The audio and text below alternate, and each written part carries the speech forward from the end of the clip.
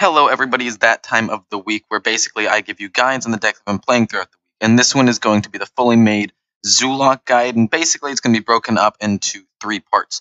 1, an overview of the deck. 2, changes I would make to the deck to either A, make it more budget, or B, make it better, depending on whether I'm doing a guide on a budget or fully made deck. And then the last one is an actual, more in-depth guide on, say, mulligans and matchups and stuff. So sit back, relax, and enjoy the show. So basically this deck is your standard aggro package. You have a ton of cheap minions, except this has a lot of draw. So that way you can have the fuel to keep going. It's why Midrange Hunter is a fairly aggressive deck that is so successful, because you have draw. But this one you consistently have draw, and you have the heal package with the Voodoo Doctor, the Fungal Enchanter, and the Life Drinker that heal you so you can play the Happy Ghoul for free and buff up a Light Warden. And since so many of your things damage you, being basically Flame Imp and Kobold Librarian, and the fact that you're able to life tap and deal damage to yourself, it means that you're very often going to be able to get this heal package off with at least one of the synergies by turn 3, pretty much every game, and get a little bit of extra value, and that little bit of extra value can help you close out games and get the speed required to win in certain matchups. So you need to be fast into a Clone Priest, getting out a free Happy Ghoul, or giving a Light Warden +2 attack. Can be that thing that closes the gap for you. Not only that, but Prince Keleseth increases the tempo of this deck immensely. He is the highest win rate card in this deck, other than Leroy Jenkins, which you only use when you're trying to win a game, which is why he's skewed and not included. Of all of the cards that are actually played in this deck, though, Prince Keleseth has the highest win rate, which just goes to show how powerful he is. And it's definitely worth not having 2-drops to throw him in there. Because 2-drop, okay, turn 2, either you play Prince Keleseth or you life tap, draw a card to set up for some heal synergy. It's really 2 actually really good options for your turn 2, depending on what you have. And if you have 2 1-drops, you could definitely just play 2 1-drops too to increase the tempo and try to close out the game as quickly as possible. This deck has got so many things. It can deal with wide boards that are small, like even Shaman and odd Paladin because of Despicable Dreadlord. It has taunts to keep you alive, like Tar Creeper and Serenite Chain Gang if they start going a little aggressive themselves. You can value trade into their minions because you're going to just be able to completely just out-fuel them, out-gas them because of the fact that you have so much draw. And honestly, this deck is a very fast, very fuel-efficient, very it's a very good deck, is basically what I'm trying to say. It has everything you could possibly need in an aggro deck. It has fuel and aggro, and a few other options for potential removal or stalling if you absolutely need it. So, overall, really, really good deck.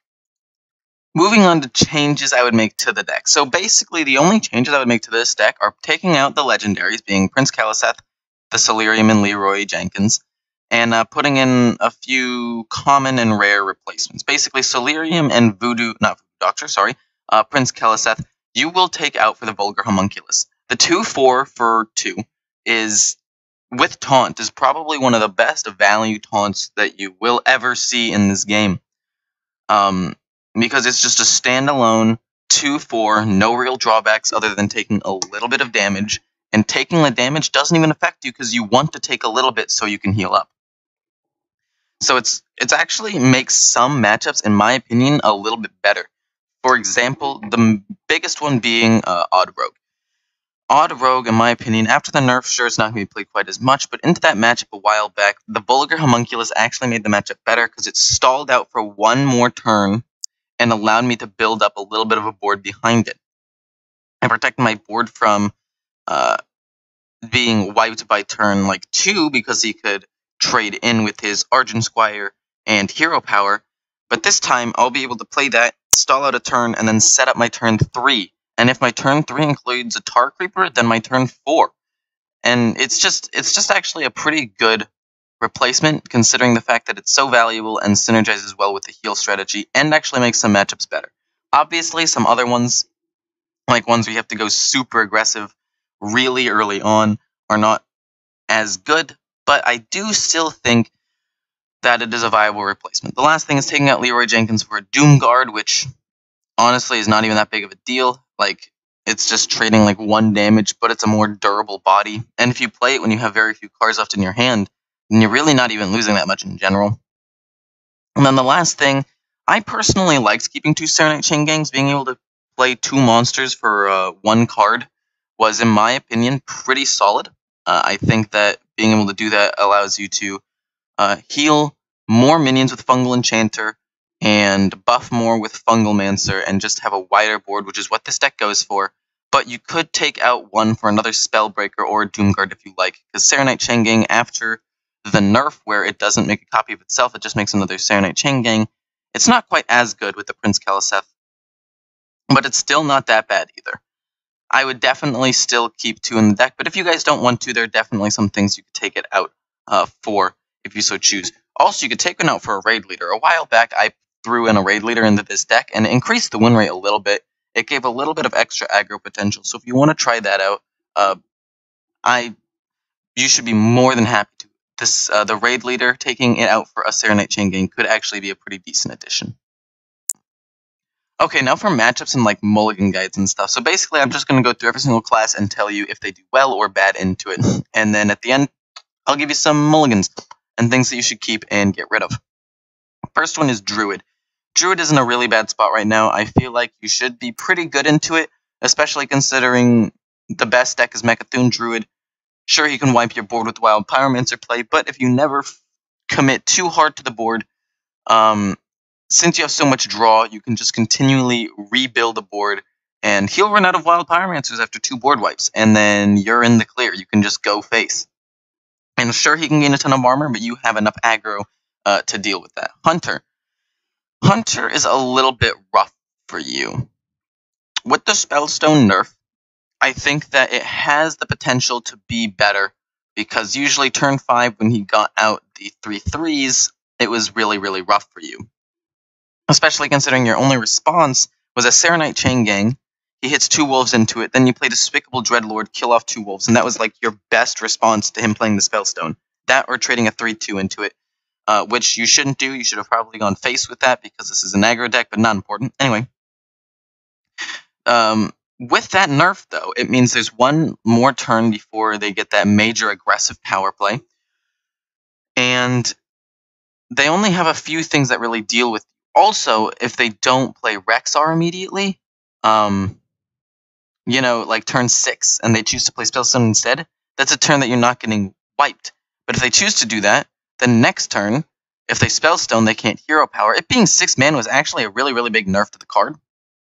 And it makes this matchup a lot easier, because you don't have to worry about Spellstone into Rexxar into a big beast. You worry about, okay, Rexxar or Spellstone, and then maybe a big beast. Or Spellstone. Like, it takes out 1 of the immediate threats, and it pushes it out a turn. So that change makes the Secret and Spell Hunter matchups much better for you. And into Hunter, I am 4-2. So needless to say, the matchup is not that bad. However, midrange Hunter is really bad for you. They have a lot of like immediate removal and a lot of creatures and a lot of card draw, and it's just, that one's rough. I'll give it that one. That matchup is rough. Mage. Big Spell Mage, it's just dependent on how fast you can wipe them out, and if they have coin and they coin Dragon's Fury, then you're not going to win. There's just no way. But if you're playing against a mage and you're able to have the coin, so you gain some tempo, or they don't have coin Dragon's Fury and they have to play like Blizzard or something and it stalls them out 1 turn. Basically, if you can set up to where you can pretty much kill them by turn 5 or get in lethal range, you'll probably win. So this matchup is basically dependent on who draws what and who gets what. But Odd Secret Mage in specifics, I think is a really bad matchup for you, because they kill you with spells and by wiping your board. They actually don't kill you with spells. I was thinking about explosive runes, but they actually don't kill you with that many spells, but they have ways of dealing with fairly wide boards, being the Cinderstorm and Arcane Missiles. Their hero power can kill your 3/2 on turn 2, which makes it basically useless for you, and the reason why this matchup was bad into Odd Rogue is because of the fact that they could kill off all of your stuff immediately. But this one does it without even having to take damage, so both Secret Mage and just Odd Mage in general are fairly rough matchups for you. But For the more control-y ones, it really depends on how much of a snowball effect you're able to produce from the first turn. Paladin, Odd Paladin, this deck doesn't actually do that bad into. It actually does pretty well, I'd say, especially with Despicable Dreadlord and putting in the Tar Creeper. I think that having those extra taunt options with Serenite Changing as well, and the fact that you have Despicable Dreadlord makes this matchup not terrible. Especially if you can play the Despicable Dreadlord before he's able to Fungal Mancer some of his minions. It's actually a pretty good little board wipe, and it basically can win you games against Paladin. Because if you stop them from playing that Fungal Mancer that they've been waiting to play on turn 5 since like the beginning, the tempo swings in your favor. Not only that, but you have some fairly decently healthed minions, and the fact that you have cards that heal your entire board like Fungal Enchanter, which just make it a lot easier to trade into his minions. And go face if you need to, because you're probably going to do more damage. Just control it around turn 5 so you can't get a Frostwolf Warlord or Fungal Mancer, and you should be fine. Into OTK, just rush him down, especially with the equality nerf. That means he's not going to be able to wipe your board as quickly as he would like, which means rushing him down is easier than ever. I'd say Paladin, Odd Paladin's not the best matchup, but can be good if you get Despicable Dreadlord, and OTK is pretty good. Priest. Bad into Control Priest because of the fact that he can wipe your board so effectively, but good into Clone Priest because if you rush him down before he gets his combo, you basically just win the game.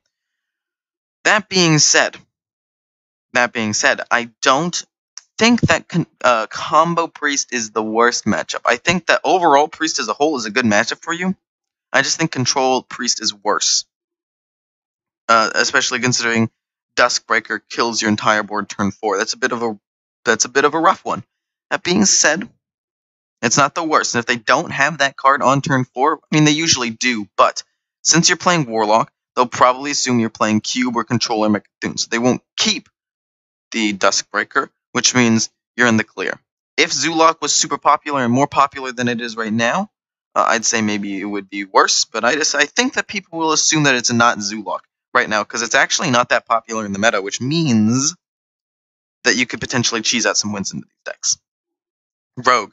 Odd Rogue was nerfed, and as I said, it's already not that great of a matchup for you. With Vulgar Homunculus, it's a little bit better, but overall, it's still kind of rough. Just because he's able to kill your stuff with his weapon, and then get some pretty decent snowbally minions out on the board. Shaman, it's only even Shaman, and it's a little better than Odd Paladin because it has cards that ping damage rather than just trading in 1/1 Silverhand Recruits, which is a bummer. But, I mean, I don't know, Shaman isn't that popular. You really don't even have to worry about it. Warlock, I think you beat Warlock. You can rush them down fast enough considering they do damage themselves most of the time, so you don't even really need to worry about that, especially considering you have Soulfires in charge in your deck, so a lot of the time you can even close it out if you start, like, losing ground. And the last one's Warrior, you just lose to Warrior. Warrior beats, like, all aggro decks right now because of the fact that there's Odd and Quest and whatnot, so there's nothing I can really tell you about that one. You just basically lose. So let's talk about mulligans real quick. What you want to keep is you pretty much always want to keep Keleseth and the 3/2, the Flame Imp.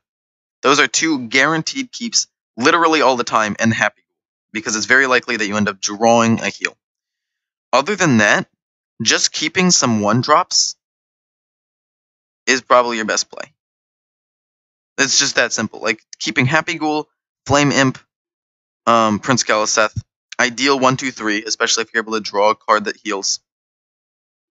But other than that, keeping other 1-drops is still fine, because one of them gets you the heal synergy, one of you draws you a card, one of them can get buffed if you heal, and one of them is a taunt that can actually help you into fairly aggressive matchups. I'm trying to think of what else. Tar Creeper is an okay keep if you think you're playing into something aggressive. And other than that, I guess anything really 3 and below, other than Soulfire and Solarium, is viable. I just would personally recommend Flame Imp, Prince Keleseth, and Happy Ghoul as the 3 most prioritized ones. Anyway, I hope you guys enjoyed. Have any questions, please ask me, and see ya.